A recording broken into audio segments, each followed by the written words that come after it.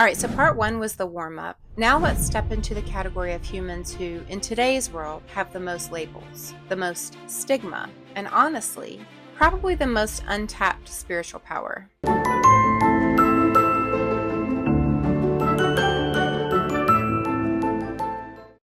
In ancient cultures, the people who saw visions, heard voices, felt too deeply, or swung between intense highs and lows were not medicated.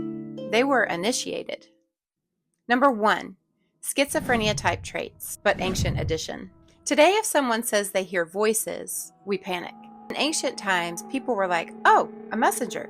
Hey, somebody get the incense. In Mesopotamia, Greece, and many indigenous cultures, visionaries were believed to have one foot in the physical world and one in the unseen.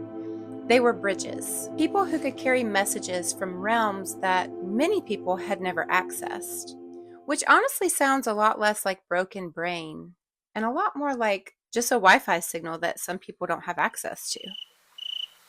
Number 2, bipolar type traits.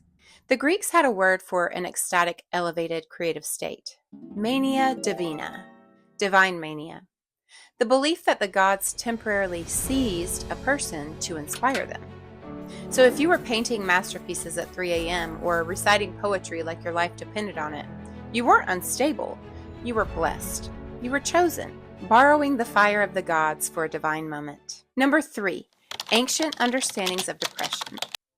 In many traditions, melancholy wasn't a flaw. It was the soul turning inward, a deep descent for wisdom. Like ancient philosophers literally had melancholy clubs.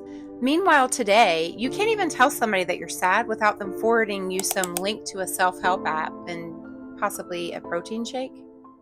Melancholy was associated with poets, healers, and philosophers, people who could sit in the dark long enough to bring up the truth. Number 4, anxiety as sensitivity. You know how anxious people can walk into a room and immediately feel the vibe, the tension, the weird energy in the corner that nobody else is noticing? In many cultures, that gift was considered spiritual sensitivity, the body acting as an instrument tuned to emotional weather patterns, alerting you to things that others could not detect. Basically, ancient societies treated anxious people like human smoke detectors. Modern society treats them like malfunctioning appliances. So when you look at all this history, a pattern emerges. The people that we medicate today were once the ones that communities guarded, they honored, they looked to for direction. And it all leads to something deeper, because when life hits you hard, when trauma cracks the floor beneath your feet, something ancient gets activated, something the modern world doesn't really understand. Which brings us to part 3, where we talk about PTSD, spiritual labor, and why demons might actually be angels wearing the wrong outfit. And if you're interested in more content like this, please be sure to follow me, because at Carolyn's Curious World, we're always diving in deep. Stay curious.